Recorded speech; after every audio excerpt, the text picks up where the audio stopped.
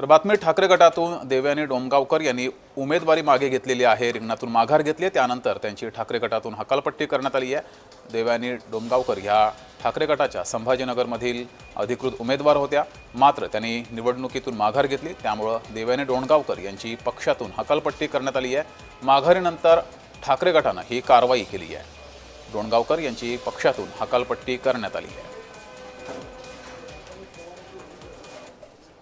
पार्टीची काही जिम्मेदारी वरिष्ठ म्हणजे मुख्यमंत्री साहेब, प्रदेशाध्यक्ष रवींद्र चव्हाण साहेब, अतुलजी सावे साहेब आणि आमचे जालन्याचे नेता सन्मान्य रावसाहेबजी दानवे यांनी जिम्मेदारी दिली होती। त्या जिम्मेदारीसाठी मी इथं आलेलो आहे। अपक्ष म्हणून सन्मान्य फारुख तोंडीवाले यांनी अर्ज भरला होता आणि ते पूर्ण जिम्मेदारी माझ्यावर होती की विड्रॉल करायचं आहे आणि भारतीय जनता पार्टीचे जे उंचे उमेदवार आहेत त्यांना कशी मदत होईल त्यासाठी एक प्रयोग होता आणि ते करून घेऊ। फिर माननीय कैलाश जी गोंटा साहब ने हमसे कांटेक्ट करे और कांटेक्ट करने के बाद में जो महानगर पालिका आज कैलाश सेठ के हाथ में, वो महानगर पालिका को हमारा वार्ड हमारी जिम्मेदारी ये देखते हुए हमारे को कैलाश सेठ के मार्गदर्शन में ये फॉर्म रिटर्न करना पड़ा। और मैं आशा करता हूँ कि चाहे किसी की भी सरकार हो, लेकिन हमारा वार्ड हमारे शहर का विकास हो। संभाजीनगर विधान परिषद निवडणुकीतून देवयानी डोणगावकर यांनी माघार घेतलेली आहे, अर्ज मागे घेतलेला आहे। त्यांच्या माघारीनंतर गणेश लोखंडे हे आता निवडणूक लढणार आहेत। डोणगावकरांच्या जागेवर ते निवडणूक लढतील। मात्र देवयानी डोणगावकर यांनी निवडणुकीतून माघार घेतल्यानंतर ठाकरे गटाने कारवाई केलेली आहे। डोणगावकर यांची पक्षातून हकालपट्टी करण्यात आली आहे।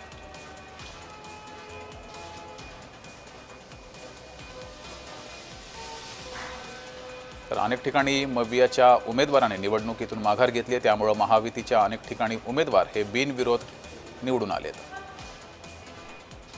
अधिक माहिती घेऊया, आपले प्रतिनिधी विजय चिडे आपल्यासोबत जोडलेले आहेत। विजय, डोणगावकर यांनी निवडणुकीतून माघार घेण्याचं कारण काय सांगितलेलं आहे आणि त्यांच्या माघारीनंतर आता इथल्या संभाजीनगरमध्ये निवडणुकीचं चित्र कसं असेल? नक्की जगदीश, जर बघितलं तर छत्रपती संभाजीनगरमध्ये सुरुवातीपासूनच नाट्यमय ही निवडणूक जी आहे ती होत असल्याची पाहायला मिळाली होती। कारण महायुतीमध्ये देखील काही अबैल जो आहे तो निर्माण झाल्याचा पाहायला मिळत होता। अब्दुल सत्तार यांच्या मुलांनी जे आहे ते उमेदवारी अर्ज घेतला होता, मात्र शेवटच्या क्षणी त्यांनी देखील माघार घेतल्याची पाहायला मिळाली। आता महाराष्ट्रातून देवयानी डोणगावकर यांना अधिकृत उमेदवारी जी आहे ती घोषित करण्यात आली होती।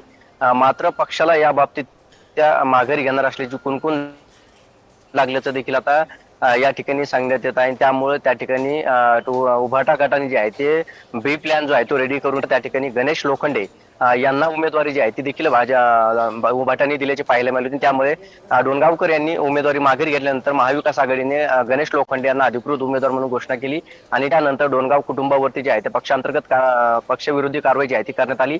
शिवसेनेमधून त्यांची हकालपट्टी जी आहे ती करण्यात आलेली आहे। मात्र सध्या जर बघितलं तर संभाजीनगरमध्ये आता तिहेरी लढत जी आहे ती होणार असल्याची पाहायला मिळत आहे।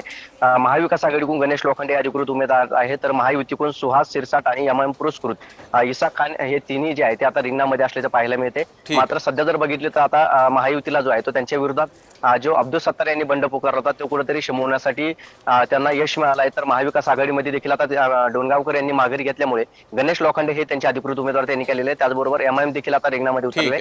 तिहेरीमध्ये आता ही निवडणूक जी आहे ती रंगणार आहे। जगदीश, विजय, तुम्ही असेच जोडलेले राहा।